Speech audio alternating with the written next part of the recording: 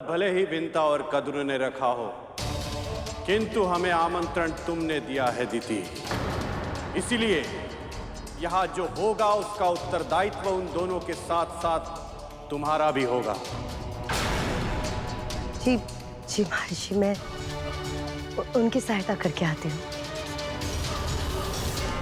राहुल चले? जी। आज हम सब यहाँ महान जीवित पुत्रिका व्रत के अनुष्ठान का भोग लेने आए हैं। इसीलिए आप सभी भोजन ग्रहण करने से पहले हम सभी ध्यान लगाकर ओम का उच्चारण करेंगे।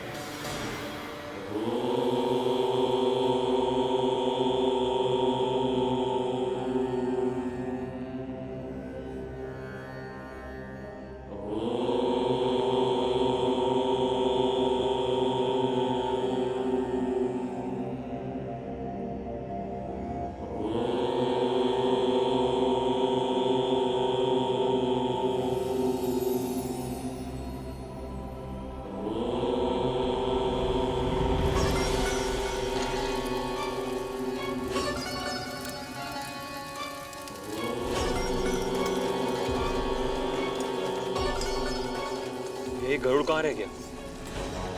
मैं भी यही सोच रहा हूँ कालिया, अभी तक फल लेके क्यों नहीं आए?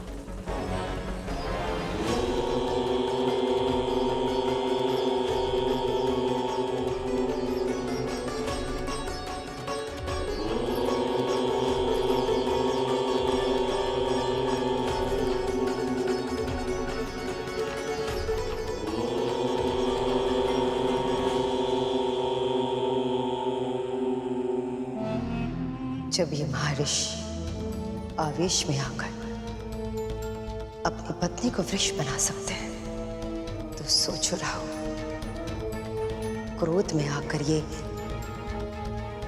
कद्रूस के पुत्र विंता और करुण इन सबको क्या क्या बना देंगे, इसकी तो कल्पना ही अद्भुत है।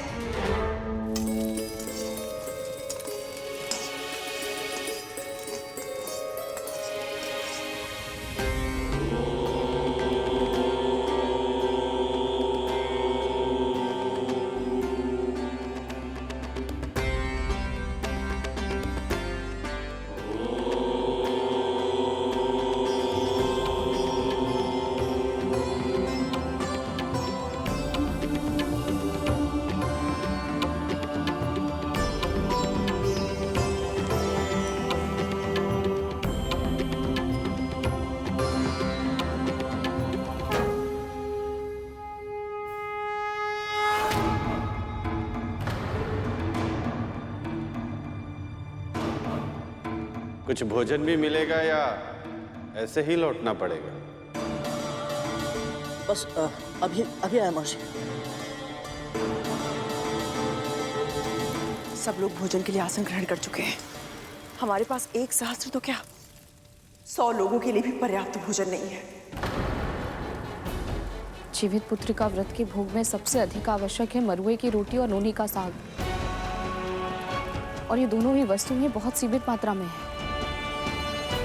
अब क्या होगा माँ? अब क्या, इतने कम समय में और कहीं से प्रबंध किया भी नहीं जा सकता। हाँ, कोई ना कोई उपाय तो अवश्य होगा जो केवल आप कर सकती है। मैंने देखा है आपके हाथों में चमत्कार करने की क्षमता है। माँ, मुझे जब भी भूख लगती थी आप कैसे भी करके कोई ना कोई उपाय से मेरे लिए कुछ बना देती थी। माँ, कुछ कीजिए ना माँ, आपसे अपेक्षा है। ये तो तेरा अपनी माँ के लिए स्नेह है गरुड़, तभी तुझे लगता है कि मैं करती हूँ, पर करने वाली तो केवल माँ अन्नपूर्णा है। अन्न की देवी हैं वो। उनकी महिमा इतनी अद्भुत है कि स्वयं महादेव शिव शंकर भी उनके भोजन के लिए भिक्षुक बन गए थे। इसलिए मुझे पूरा विश्वास है, यदि हम पूरे मन से माँ अन्नपूर्णा का ध्यान करें, उनसे प्रार्थना करें, तो हमें हमारे प्रयासों का फल अवश्य मिलेगा। ये सब करने से हमारी समस्या का समाधान कैसे होगा वो मैं नहीं जानती, किंतु हाँ, माँ अन्नपूर्णा अन्न की देवी है। मैं प्रार्थना अवश्य करूंगी उनसे।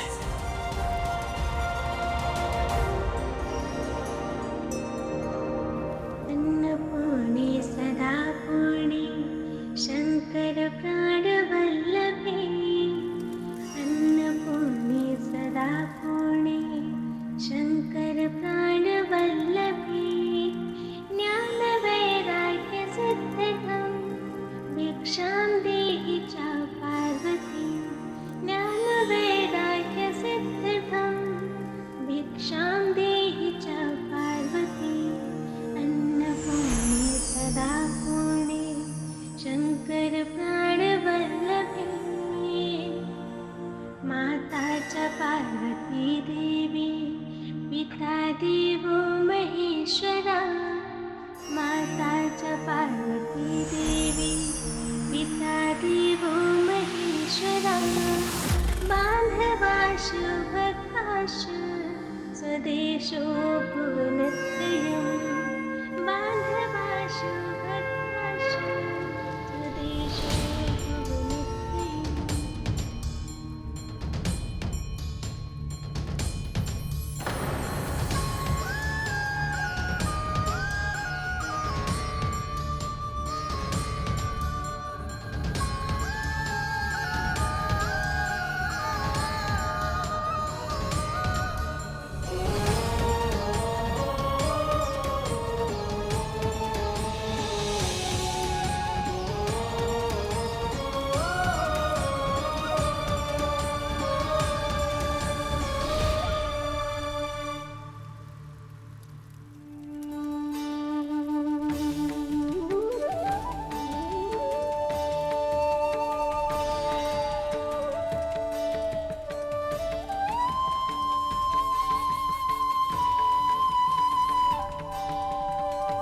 ये प्रसाद ऐसे क्यों रखा है?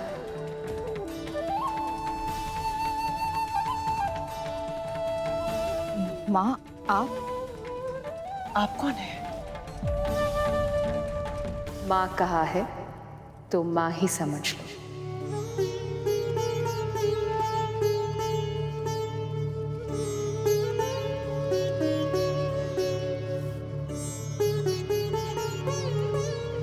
इस प्रसाद को अब खुला मत छोड़ो और इस पत्तों को पूरी तरह हटाए बिना इस करछी से प्रसाद बांटना आरंभ करो। क्या सोच रही हो?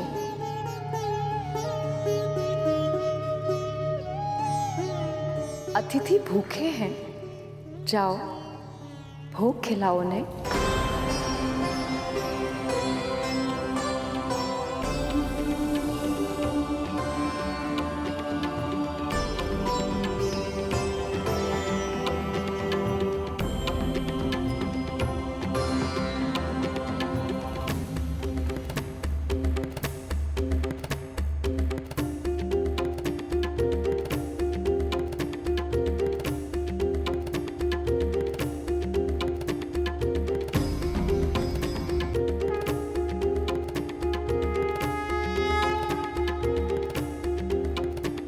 जल्द ही भोग का खाना कम पड़ने लगेगा और क्रोध में आकर ऋषि दुर्वासा इन्हें श्राप दे देंगे।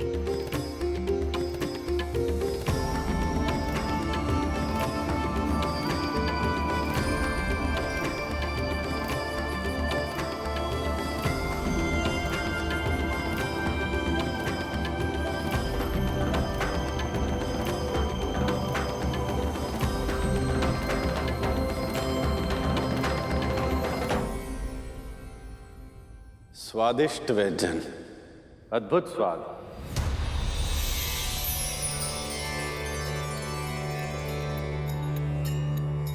और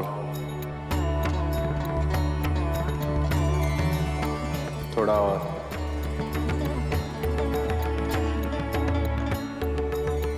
जिस क्रोध की आंधी की आशंका थी वो शीतल विहार में बदल गई।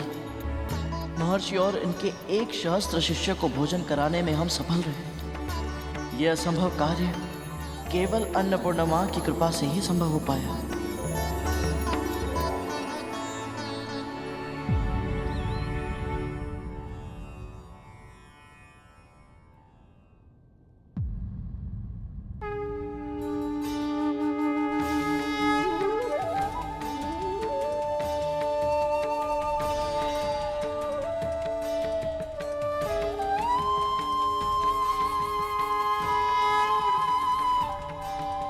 माँ अन्नपूर्णा, आप स्वयं आई और हमारे बनाए भोजन को अपना आशीर्वाद दिया।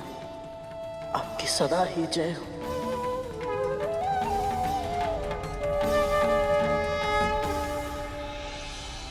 बहुत ही स्वादिष्ट भोजन था, आनंद आ गया। आपने यहाँ पधारकर हमारे व्रत को सफल बना दिया महर्षि। आज तुमने मेरी और मेरे शिष्यों की सेवा की, इससे मैं बहुत प्रसन्न हो गया कद्रू।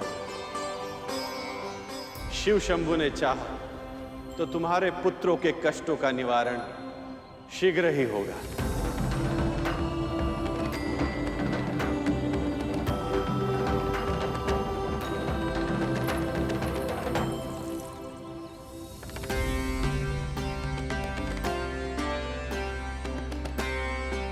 तुम दोनों में अपार संभावना है। शंभु की कृपा से तुम अपनी योग्यता के सबसे ऊंचे शिखर को प्राप्त करो। इतने शक्तिशाली बनो कि संसार तुम्हें सदा स्मरण रखे।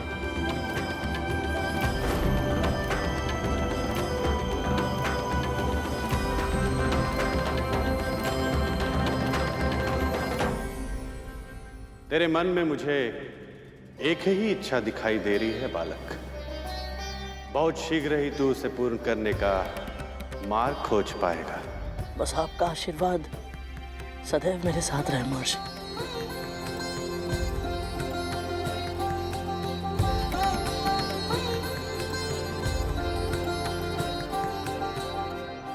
मुझे आमंत्रित करने के पीछे भले ही तुम्हारी नीयत अच्छी नहीं थी, पर मुझे तुम्हारे कारण ऐसा भोजन करने का सौभाग्य मिला जिसे स्वयं मां अन्नपूर्णा का वरदान मिला था।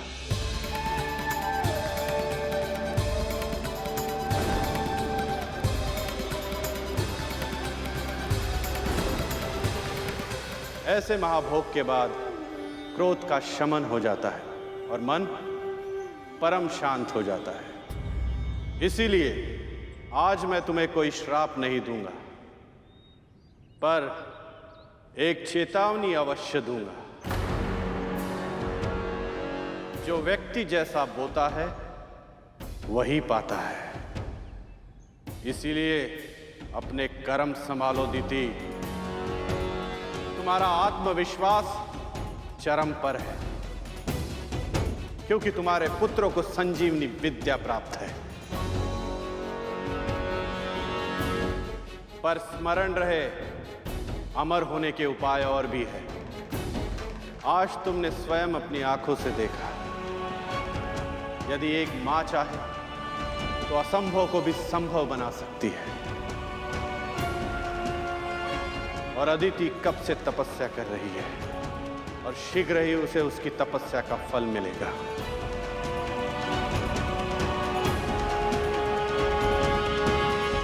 पर उसका परिणाम तुम्हारे पुत्रों के लिए कैसा होगा, यह तुम्हारे कर्मों पर निर्भर करता है।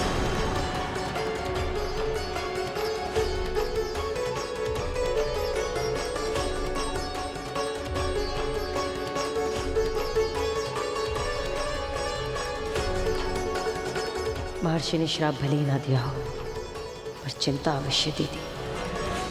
ऋषि दुर्वासा के आशीर्वाद से मेरा व्रत पूरा हुआ। अब मेरे पुत्र शीघ्र ही स्वस्थ हो जाएंगे। तब तो धूमर, शिशु नंदी, भूत नंदी, सब लोग उठो।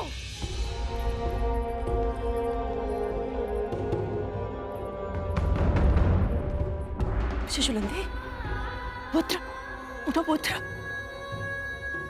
धूमल, धूमल उठ भाई, धूमल उठ। आंखें खोलो उठ गई। सुनते क्यों नहीं हो? देखो हमें।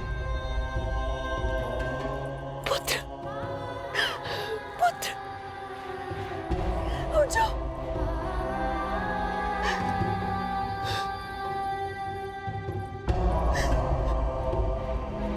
कालिया, अपने भाई से बोलो ना उठने के लिए।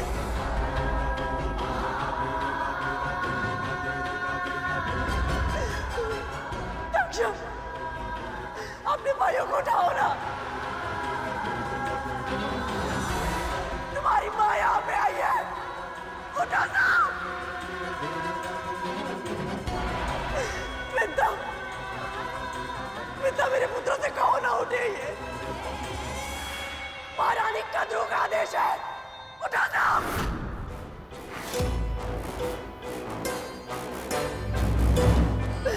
विंदा,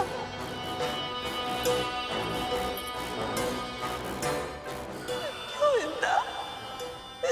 महर्षि दुर्वासा के आशीर्वाद से तेरे पुत्र को तो असीम शक्तियां मिल गई थी। फिर उनका आशीर्वाद मेरे पुत्र में फलीभूत क्यों नहीं हो रहा है? मैंने अपना व्रत, भोग, आचार, विचार, व्यवहार सब नियम के अनुसार किया। कई ऐसे अवसर आए जब मैं क्रोधित हो सकती थी, अनुचित व्यवहार कर सकती थी, किसी के मन को दुखा सकती थी। मैंने अपने ऊपर संयम रखा मिलता, फिर भी मेरे पुत्र स्वस्थ नहीं हो रहे। क्यों मिलता, क्यों? बोलो ना उनको उठने के लिए, उठ जाए बोलो, बोलो मिलता, बोलो।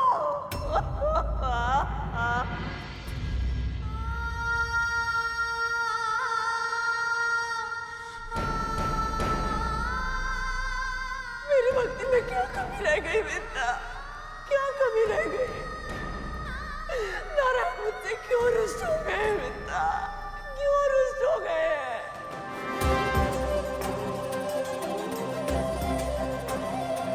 उठ जाओ, उठ जाओ।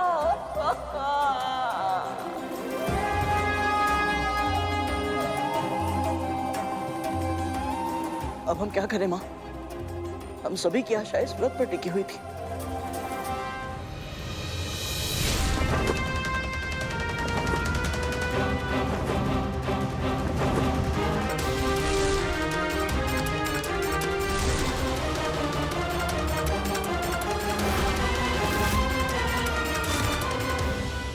पर अब तो जाओ, निकल जाओ।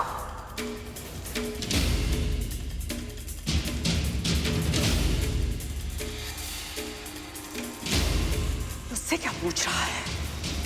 मुझसे पूछ, इस माँ से पूछ।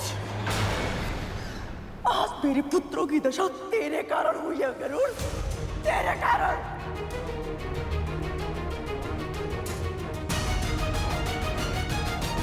यदि मेरे पुत्रों के प्राण चले गए, उनकी हत्या का पाप तुझ पे लगेगा।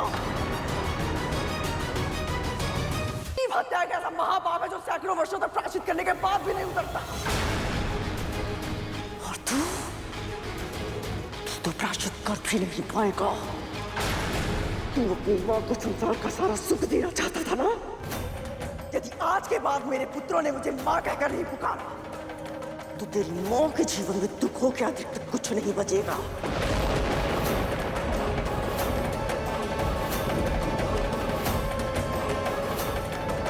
यदि इतनी अल्पायु में मेरे पुत्र काल के गाल में समा गए, तो तू भी सुखों से भरपूर परिपूर्ण जीवन नहीं जी पाएगा। तेरी मां का, तेरे भाई का, तेरा, तुम सबका अस्तित्व इस संसार से नष्ट हो जाएगा। गृहस्थ जीवन और उसके सुख जो तेरी रेखाओं में है ना, वो सदैव सदैव के लिए मिट जाएगी। तेरी पक्षी प्रजाति सदैव सदैव के लिए समाप्त हो जाएगी। ये इस मां का श्राप है।